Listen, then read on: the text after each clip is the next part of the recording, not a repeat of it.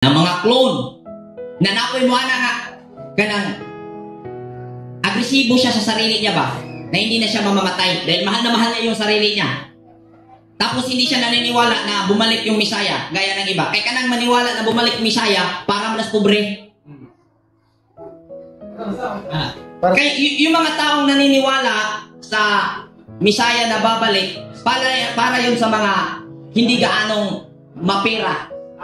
Pero pag mapera na talaga, hahanap yan ang pinaka-epektibong pamamaraan. Kaya sabi niya, i-ano ko na lang yung sarili ko, i-preserve ko yung sarili ko.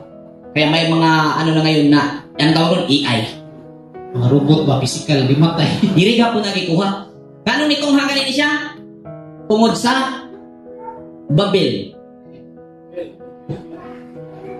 Pero kung imong subayon, unsa gyud hinungdan, ang pagka-agresibo. Dautan ba ang agresibo? Dili. Nganong nahimong nakapamunga og dautan? Tungod kay nigamit ka sa pagka-agresibo nga di ka aware. Kahit anong bagay na iyong gagamitin kung hindi ka aware kung ano ang function yan, it's either ikaw ang masisira or yung bagay na ginamit mo ang masisira. Amin po ba? Simple. Resibo walang awareness. Bad result. Bad. Negative yung result.